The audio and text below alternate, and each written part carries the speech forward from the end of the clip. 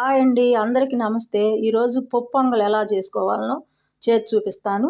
ఇగో ముందుగా ఒక గ్లాసు సన్న బియ్యం అన్నమాట. ఈ బీపీటీ బియ్యం, ఒక గ్లాసు బియ్యం తీసుకోవాలి. అలాగే ఇప్పుడు ఒక అర గ్లాసు కూడా పెసరపప్పు తీసుకోవాలి, సాయిపప్పు. ఇగో అర గ్లాసు పెసరపప్పు తీసుకున్నాను, ఒక గ్లాసు అయితే బియ్యం తీసుకున్నాను. ఇప్పుడు వీటిని శుభ్రంగా కడుక్కోవాలి వాటర్లో రెండు సార్లు కడిగినాను శుభ్రంగా.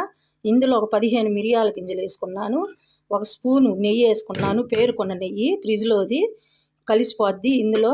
ఇప్పుడు ఒక గ్లాసుకి 2 గ్లాసుల చొప్పున గ్లాసున్నరకి 3 గ్లాసులు వాటర్ పోసుకొని ఒక అరగంట నానబెట్టుకోవాలి. ఇప్పుడు శుభ్రంగా ఒక అరగంట నానబెట్టుకోవాలి. ఒక అరగంట నానినాక అప్పుడు స్టవ్ వెలిగించి స్టవ్ మీద పెట్టుకొని ఒక 6 విజిల్స్ వచ్చిందాకా ఉడికించుకోవాలి. ఇప్పుడు పప్పు పొంగల్లోకి చట్నీ చేస్తున్నాను.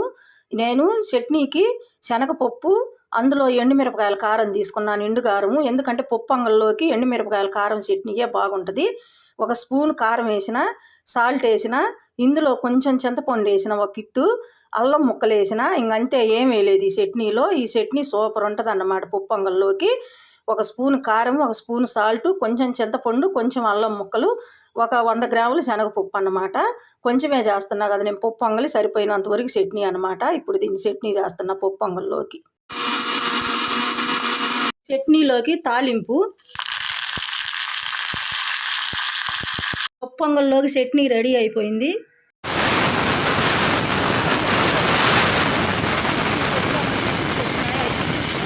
పప్పు పొంగల్ ఉడికింది.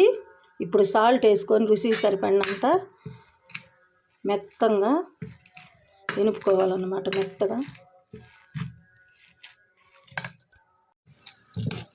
మెత్తగా అయిపోయింది, బాగా ఉడికింది.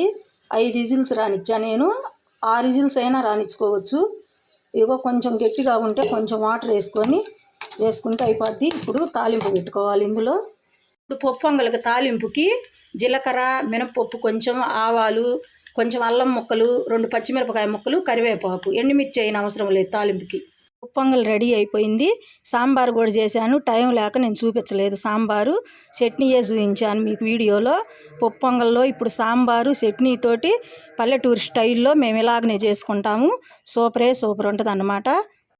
చూశారు కదండి, పప్పు పొంగలి సాంబార్తోటి చట్నీతోటి తింటే సూపర్ ఉంటుంది.